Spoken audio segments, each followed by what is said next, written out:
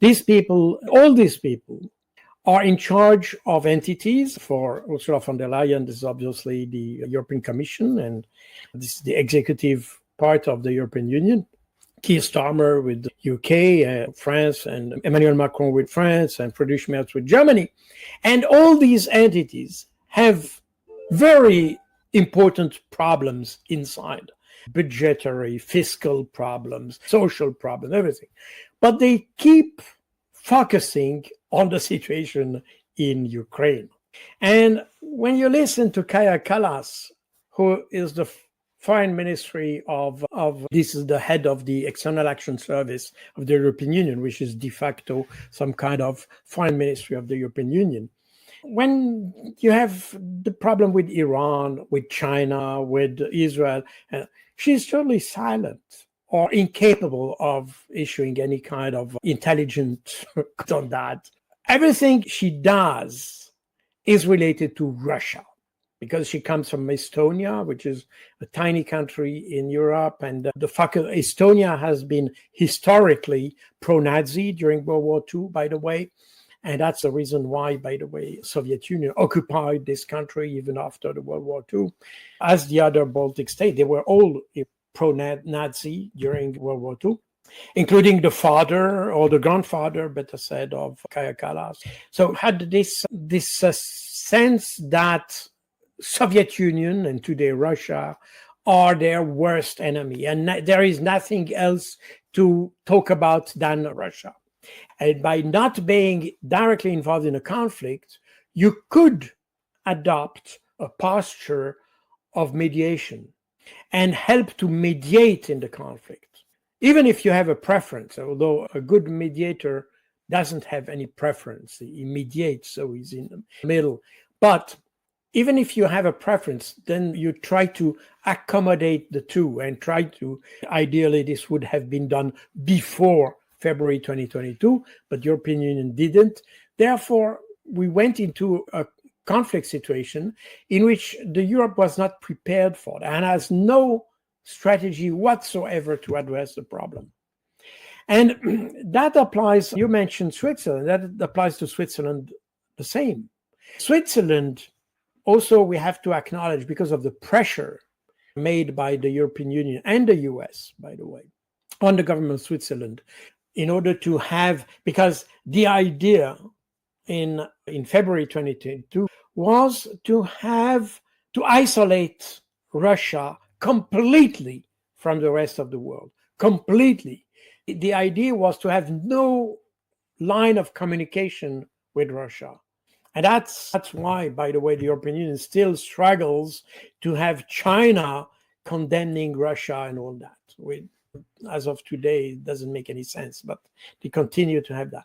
Because the idea that the West had in February 2022 was this brutal and very stiff isolation of Russia would bring the collapse of the government in Russia, and therefore the collapse of Russia. That was the idea. Recently, you had in France, for instance, the head of the equivalent of the chief of the Joint Chief of Staff, or the chairman of the Joint Chief of Staff in France, which is the Chef d'État-Major des Armées, who explained that France is now the main target or a defined target of Russia. Where does he get that from? Nobody has ever said that. I've never heard that. Never. And why should France be the primary target of Russia? This doesn't make any sense. Meaning that those guys, and when I say those guys, military people, who are supposed to be those who make the decision based on what they see on the ground, because at the end of the day, you fight the enemy you can identify. You don't fight if you have nothing in front of you. So you need to have a very good reconnaissance and knowledge of what is in front of you. This guy is just inventing out of the blue a threat, and is in fact planning the development of a French army based on an imaginary threat. And even with Russia, there is no rationale to support a conflict with Russia. You can or cannot like Vladimir Putin. That's up to each. But why do we need to support an armed conflict? This is to the detriment, certainly, of Ukraine. That's no question about that. But it's also to the detriment of Europe. So we are even working against our own interests. So that's why I said we are beyond geopolitics. We are definitely entering the world of psychiatry. And that should be a source of concern, by the way, because we talk about elections coming in France or whoever, but we don't see any leadership that could emerge from the society we know that could change the situation. I feel that those who may become president in France or elsewhere, they're even worse than their predecessors. And if you look at just the example of UK, after Boris Johnson, we were from bad to worse. Yeah. And look at Liz Truss. That goes from bad to worse. And what worries me is that Liz Truss was a poster example of that. But this such an intellectual weakness to lead a country such as UK is amazing. How come can somebody so stupid even come to the position of being a candidate for the position of prime minister? How come can you have people like Kaja Kallas or even Ursula von der Leyen? Because they have a record of failure. They have records of corruption, of lies. They have the poorest record you can have. Because it's nice to say Macron will recognize the state of Palestine and all that, even if this is the 10th time he says so. I don't expect much from him.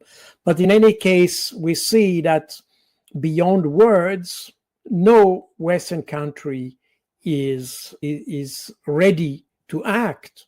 When it comes to Russia, not everybody, but some countries are ready to send troops in Ukraine and send troops to protect Ukrainians. And so when it comes to Palestinians, nobody mentions even that. They can even agree on using, for instance, peace enforcement for the Palestinians. This would be a possibility. Do you have peacekeeping, where once you have a peace agreement, then you maintain peace by having troops? That's what you have in Lebanon, for instance.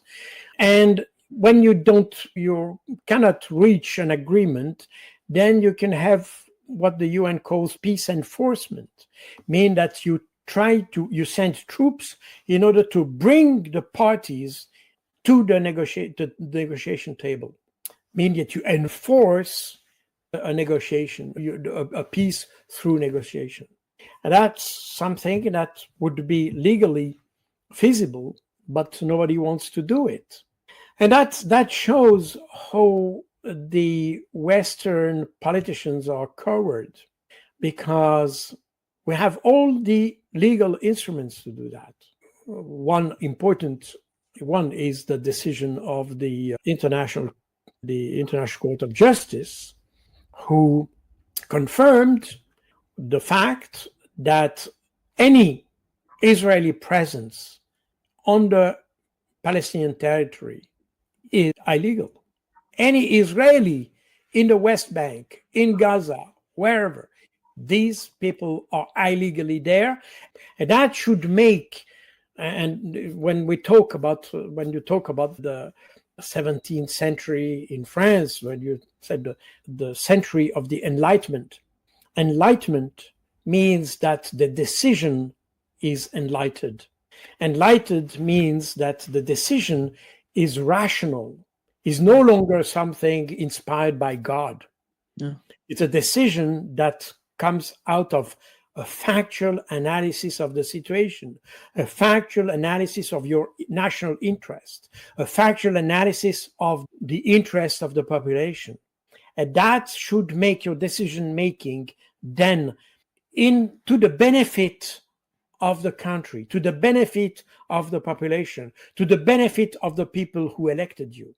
And that's the reason why intelligence, and I speak especially of strategic intelligence is an important, if not an essential part of this rule of law, where your decision making is based on facts, not on feelings. But why? Because our current leaders are so weak intellectually, they tend to not understand the need of having this intelligence, let's say, assessment. Although it was in a diplomatic mission, by the way, you had the downing of the KL 007 in the Sakhalin, over Sakhalin Peninsula in 1983, if I'm not wrong, which was a significant incident between the Soviet Union, Japan, and the West at large, because it was a civilian airliner that was downed by a Soviet fighter. So that was a significant incident. But although we had all these incidents, we always kept talking to each other. This never led to a break of the diplomatic relations. We always kept talking. There was condemnations, there were criticisms and all that. That was clear. But you still had a dialogue. You still had a negotiation. You had all these negotiations about the nuclear arsenal, the START negotiations, SALT negotiation, and all that. All these negotiations were, in fact, the expression of an existing dialogue, regardless of everything that could happen, and the antagonism and the support for terrorism that the Soviet Union did in many parts of the world, or the support to a guerrilla of a revolutionary movement in some area. So we know that this happened, but it didn't prevent this dialogue. How come have we been led into a situation as of today where we don't even dare to talk to each other? There's something that beyond my understanding, because the situation was to some extent much worse 50 years ago than it is today. But this is probably the only quality, is that they hate Russia. And that's cannot identify any other quality they may have, if hating Russia might be considered as a quality, by the way, but this is another debate. But they have demonstrated no ability to manage complex situations. And they have not, again, when you are in a position of leader, that applies to a colonel as well as a politician, but very often when it comes to managing conflicts with people or with situations, you have to go beyond your beliefs or your feelings very often. You have to put rationale before your feelings. And that means that regardless of how you feel about this or this guy, you need to apply like rules, regulations, common sense, laws. There are some kind of framework condition that applies well before your feeling. The feeling must be the very last thing that you use in order to manage a situation. And here we have people who seem to be driven by feeling. Decisions seem to be driven by feelings.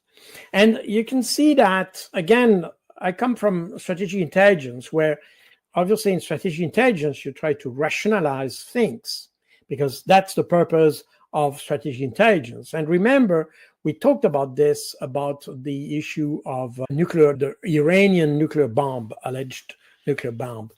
That's why you had all these sanctions taken all at the same time brutally by everybody without any concession. All the condemnation from in the UN General Assembly and all that, and the US made every effort to have kind of a unanimity against Russia, because the purpose was to have achieved this kind of collapse within weeks.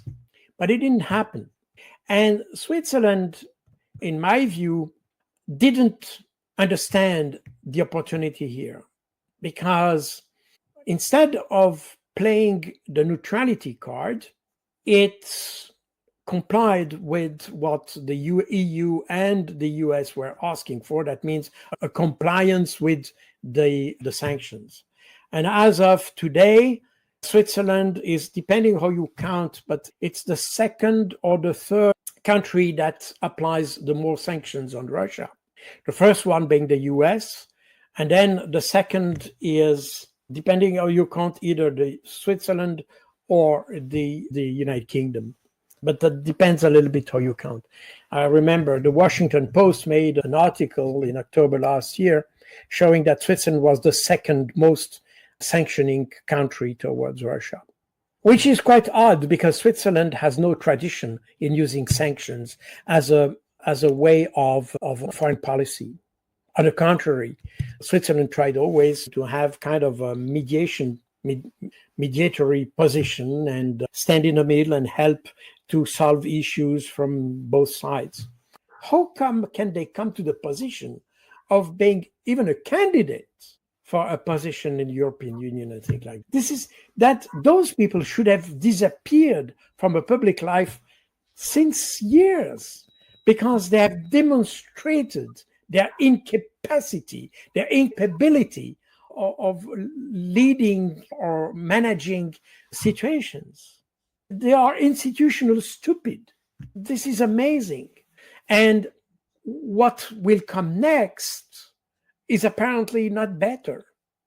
As long as we can anticipate who will come next, maybe we can be surprised by some miracle. But as of today, what we can see shows that we are going from disaster to disaster. And we are getting in even more complicated situations, because beyond complex situation on the ground, and the conflict or the solution of the conflict in Ukraine is obviously complex, even if the solution would have been very simple 3 years ago. Today, it becomes more complex. And we had several meetings between Reagan, Gorbachev, Clinton, and so on. So you had all those meetings that happened because Switzerland had this privileged area where both parties could speak freely to each other. And that was, by the way, the case just in 2021, when Joe Biden and Vladimir Putin met in Geneva in June 2021. And that was the last time, because then Switzerland definitely opted for a more Western aligned position. And today, it was a suggestion, by the way, that the Istanbul talks should take place in Geneva. I think that was a proposition from the Americans and so on. And that was refused by the Russians. Russians said, no, Switzerland is no neutral anymore. And therefore, they preferred to have the meeting in Istanbul rather than Geneva. So that explains, that was a missed opportunity for Switzerland. And that was a missed opportunity for the West as well, because the West not having a strategy, because that's the big problem, that we don't know what the West, the Europeans don't know what they want to achieve in Ukraine. Today, they try to make some kind of damage limitation, but that's all. They haven't defined exactly what they want to achieve in Ukraine. They just provide weapons, period. But they talk about a strategic neutralization of Russia, which means nothing. This is this idea of functional defeat of Russia. And there is not the same law for everybody. Therefore, we see that it's a country that is totally, and somehow is something which is, that's why it has also so many resolutions against him and all that, because it's a country that stands out of the international community, not because he's Jew, but because it misbehaves. Yeah. And that's very important to say, because as soon as you criticize, you say, oh, you're anti-Semitic. And so, no, it's not that. I'm not judging the fact that you are Jew or not. I'm judging the fact that you behave or misbehave. And if you misbehave, I judge the misbehavior. And the misbehavior is beyond any rule, any humanity, any human sense that you may have. We expected after 1945 that the atrocities of World War II would not happen again. And we see that they not even happen again, but they are even worse. And that's where the usefulness of a neutral country that would help to bypass these barriers you have between the big actors, and that could provide, as I said, an escape door to the crisis by providing a possibility of dialogue with both sides. That's why you had, for instance, Switzerland, as Switzerland still represents the US interest in Iran and represent the Iranian interest in the US, for instance. It used to do so also for Cuba before Obama reestablished diplomatic relationship with Cuba. But so that's a purpose, not the purpose, but it's where a neutral country can be useful. The problem is that the current government in Switzerland didn't understand this opportunity. The Ministry of Foreign Affairs in Europe is a fanatical against Russia, very similar to Ursula von der Leyen and all that. So that means there is no chance to have here a broader understanding or a kind of a geopolitical vision of the situation. And that's the reason why Switzerland, in fact, has lost all its credibility, because today the Russians consider that Switzerland has failed as a neutral state, belongs to the Western camp, and therefore we have no channel of communication anymore with the West. While during the Cold War, for instance, Switzerland was a privileged way of communication between the Russians, the Soviets at the time, and the US. And I have been, was born in Geneva, but the Israelis are not. This is embedded into the culture, I would say, that you just kill people. And that makes the Israeli, on the one hand, extremely inefficient, effective, but inefficient. That means that they kill a lot of people, but they don't achieve the objective. But they're effective in killing people. And this is something that requires, in my view, much more thinking. And the problem with people like Lindsey Graham, by oversimplifying the problem, they tend to avoid any solution. And the problem with that is, if we don't have any solution, that means that the situation will, in fact, degrade and worsen for both. But I think the determination of the Palestinians is stronger than the Israelis. And we have seen that, by the way, after those 12 days war, that the Israelis are much more vulnerable than the others. They don't have the determination. They are driven by hate, not by determination. Palestinians are driven not by hate, by determination. It's exactly the opposite.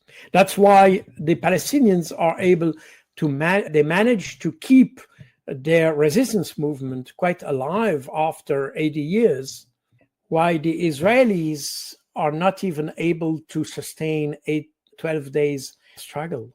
So that's what we see is a structural and intellectual weakness of the Israelis, which is, if we go deeper, which is based on a legitimacy weakness. Israel just receives money and produce little, while the others have money to invest in our countries, therefore. So the balance of force has shifted in this area. And Israel has not realized that yet. And of course, you have other issues such as the personal situation of Netanyahu. And he makes attempt to negotiate when it suits him because it's okay with the legal process in which he is involved in, and therefore he adjusts the policy to his own personal situation, which is somehow he has personalized the war against Palestinians because it suits him personally. But beyond that Israel has not managed to find a balance, I would say, a political balance. It is still with the same problems it has always had. That means that it needs the very small extremist party to create government. And therefore, it has today, these people are like Ben Gvir and Smotrich, who are necessary to Netanyahu. And therefore, this tends to make the government or the policies of the government more extremist than they should be. And I think at the end of the day, this is detrimental for Israel. But at the end, they should realize that by themselves.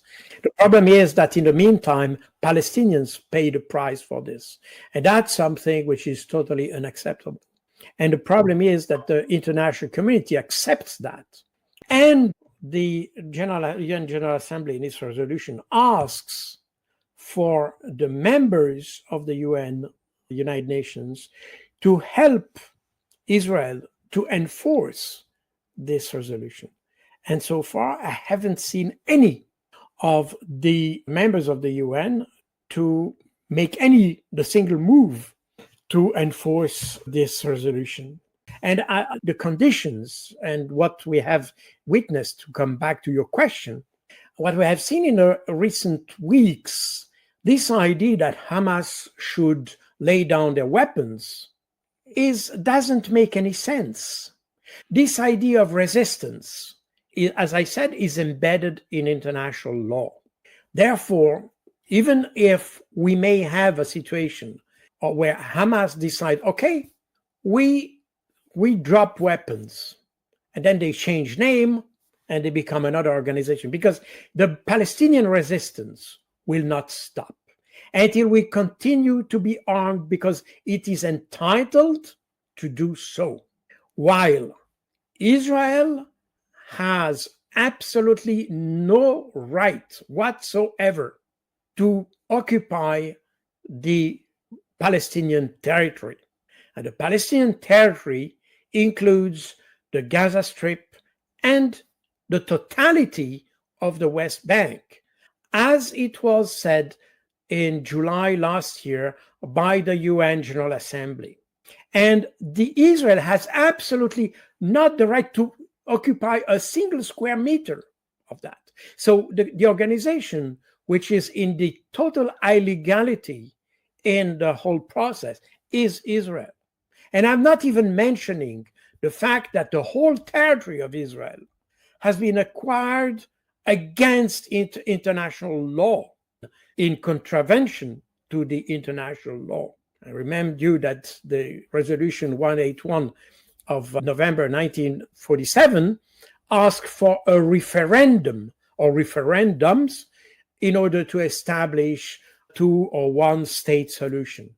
And in order to avoid this, the Israeli militias, they were not Israeli at that time, they were Jews because Israel didn't exist. But for that time, for that situation, Switzerland abandoned neutrality. And the Swiss ambassador to Ukraine, Claude Wild, used to be a friend of mine. And he was the Swiss ambassador up to early last year. And he said very officially that Switzerland was not neutral in this conflict. So it abandoned neutrality for this conflict, which is quite odd. And the problem here is that, and that shows also the lack of strategic vision, because the purpose or the utility of having a neutral country like Switzerland is that it provides an escape door in the conflict. Today, the West, and especially European Union, is not prepared and not set to talk to Russia. and has really the willingness to do it. The Americans have tried to do it, but they haven't found the right language with Russia. And therefore, the attempts of Steve Witkoff also that failed definitely with Kellogg. And Steve Witkoff tried also, but Steve Witkoff is not a politician. He didn't understand what is at stake. He's an intelligent person, he's a businessman, but not a politician. And therefore, all the talks he had with Putin didn't lead to anywhere. And that's the reason why we are in the situation we are today. But so the Americans tried, but they haven't found, they don't communicate really with the Russians.